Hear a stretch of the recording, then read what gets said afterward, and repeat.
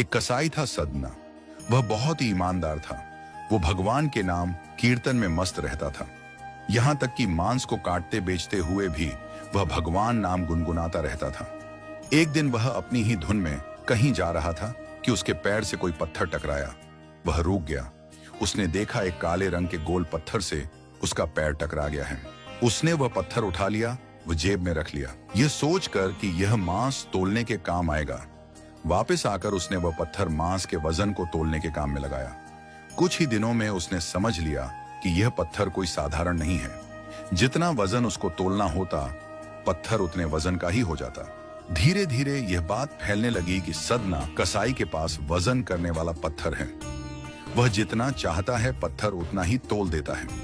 किसी को 1 किलो मांस देना होता तो तराजू में उस पत्थर को एक तरफ डालने पर दूसरी ओर 1 किलो का मांस ही तुलता।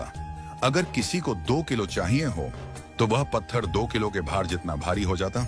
इस चमत्कार के कारण उसके यहाँ लोगों की भीड़ जुटने लगी। भीड़ जुटने के साथ ही सदना की दुकान की बिक्री भी बढ़ गई। बात एक ब्राह्मण तक भी पहुंची। हालांकि वह ऐसी अशुद्ध जगह पर नहीं जाना चाहते थे जहां मांस कटता हो व बिकता हो, किंतु चमत्कारिक पत्थर को देखने की उत्सुकता उसे सदना की दुकान तक खींच लाई। दूर से खड़ा वह सदना कसाई को मीट तोलते देखने लगा। उसने देखा कि कैसे वह पत्थर हर प्रकार के वजन को बराबर तोल रहा था। ध्यान से देखने पर उसके शरीर के रोए खड़े हो गए।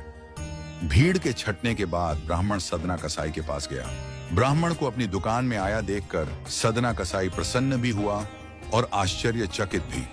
बड़ी नम्रता से सदना ने ब्राह्मण को बैठने के लिए स्थान दिया और पूछा कि वह उनकी क्या सेवा कर सकता है। ब्राह्मण बोला, तुम्हारे इस चमत्कारिक पत्थर को देखने के लिए ही मैं तुम्हारी दुकान पर आया हूँ, या यूं कहें कि यह चमत्कारी पत्थर ही मुझे खींचकर तुम्हारी दुकान पर ले आया है। बातों ही बातों में उन्होंने सदना कसाई को बताया कि जिसे पत्थर समझकर वो मांस तोल रहा है, वास्तव में वो शालिग्राम जी हैं, जो कि भगवान का स्वरूप होता है। शालिग्राम जी को इस तरह गले कटे मांस के बीच में रखना और उनसे मांस तोलना बहुत बड़ा पाप है। सदना बड़ी ही सरल प्रकृति का भक्त था। ब्राह्मण की बात सुनकर उसे लगा कि अनजाने में मैं तो बहुत पाप कर रहा हूं। इसीलिए सदना ने वह शालिग्राम उन ब्राह्मण को दे दिया और कहा कि आप तो ब्राह्मण हैं, अतः आप ही इनकी सेवा करके इन्हें प्रसन्न करें और मेरे योग्य कुछ सेवा हो तो मुझे अवश्य बताएं। ब्राह्मण उस शालिग्राम शिला को बहुत सम्मान से घर ले आए। घर आकर उन्होंने शालिग्राम को स्नान करवाया, पंचामृत से अभिषेक किया व पूजा अर्चना आरंभ कर दी।